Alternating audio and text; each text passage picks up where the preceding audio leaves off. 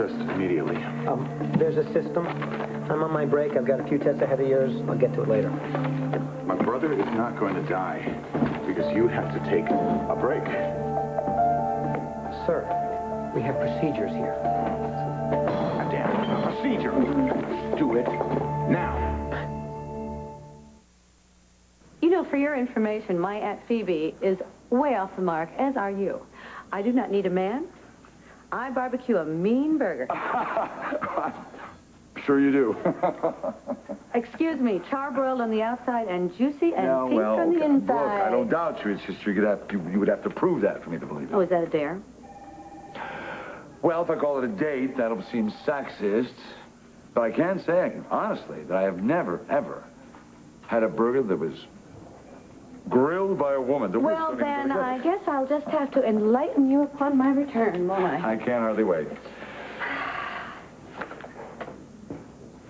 You know, this is odd. What's that? Well, I haven't heard from Edmund, and he hasn't come to the office at all today. I left a couple of messages. I just, hope everything's okay. Well, I'm sure if it wasn't okay, you'd hear from him. No. Well, I'm sure you're right. No. Now, I know this is pushing the acceptable levels of man-woman discourse, but I was wondering, is there a phone number at which you might be reached in case, Edmund should call, of course. Well, my secretary has all my numbers. I'm sure she has. I'm sorry. I'm sorry. For what? Oh, for Aunt Phoebe sort of ambushing you like that, so are we still pals? Absolutely. Good.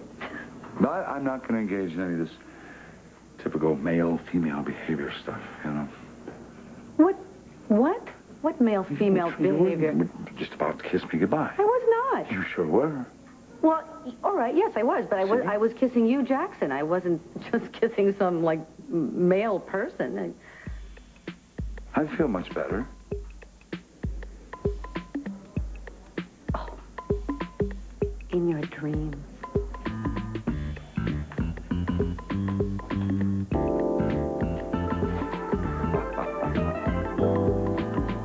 Sweetheart, my daughter is about to become part of some experiment.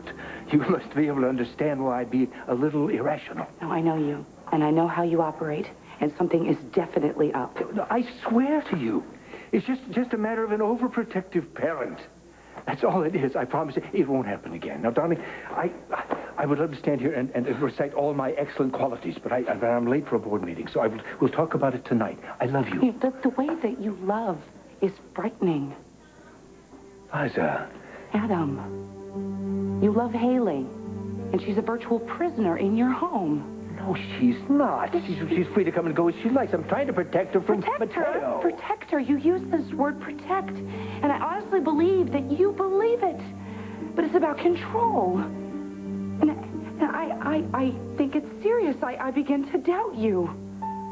You're making too much No, you get possessive, and you have to hold the reins on everybody and everything. And you crush the love right out of people. You ruin the love that they have for you. You did it with Haley. You did it with Sky. And for God's sakes, Junior. I'm trying to do better with Colby. Oh, today was a shining example. But it's not just about Colby. It's about us. Look, I really have to go. I'm sorry. Adam. The first time that we were married, you crushed the love right out of us. You didn't let me love you because you were so hell-bent on control. And I'm not going to let that happen to us. It won't. I need more than your promises.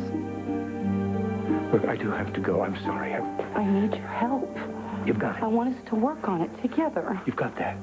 You've got it. We'll talk about it tonight. I promise. I will prove to you that I am not a tyrant. I love you.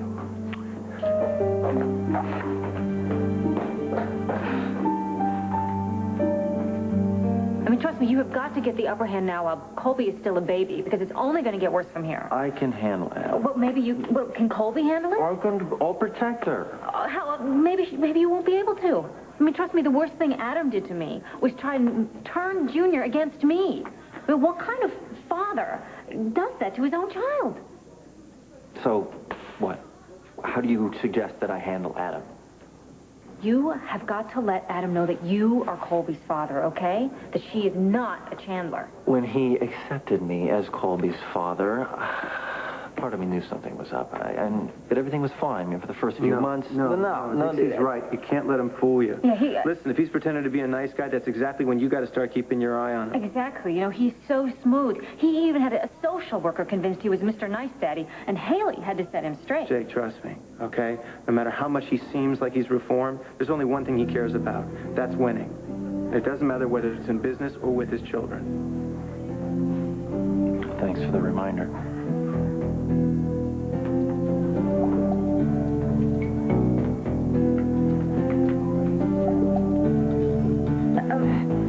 Monty, may I call you Monty? I'm Dr. Devane, and you're going to have to forgive Mr. Gray here. Excuse me. His brother, you see, is my patient over at Seaview Hospital. He's in a coma, and it is critical that Colby Martin's cells be tested as soon as possible. I'm sure you understand the urgency of the matter, do you? Why didn't you say so? Well, I'm sorry, I didn't get the chance. Now, Dr. Jake Martin has signed these. I think he's authorized the test. Looks like everything is fine. I'll get to it right away. Thank you. I do appreciate it. I know you're on your break. How long will it take? As long as it takes. Fine. Thank you.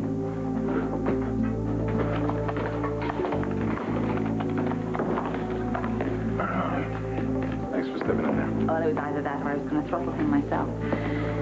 All right, what do we do now? Now's the worst part. We wait. There's nothing we can do until these cells are tested. I'm gonna get you some tea. Wait in the sun porch. Yeah, that'd be great. I can check in with Dr. Silver.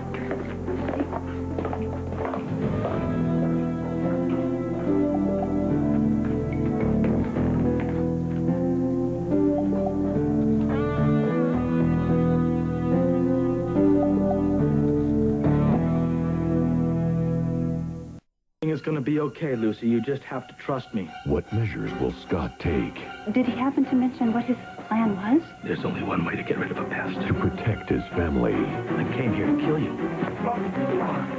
I'm not gonna die. You are. Will Scott pay the ultimate price? Find out this week on Port Charles, ABC Daytime.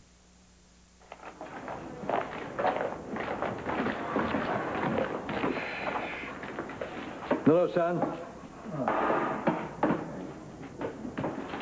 Jake? Hey, Dad. Yeah, it's Dad. Gee, the minute I thought I'd become invisible. Sorry. It's happened. I just had a little run-in with Adam.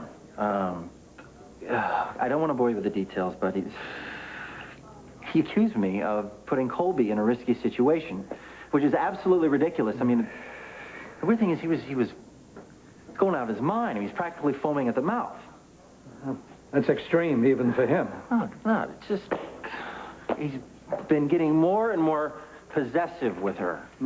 I know that she lives with Adam, and I can only love her as much as I can, but I can't change the fact that she goes to bed and wakes up every day under his roof.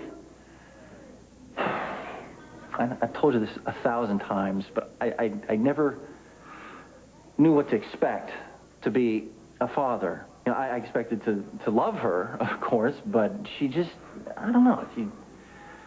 She changes the way I look at even the smallest things.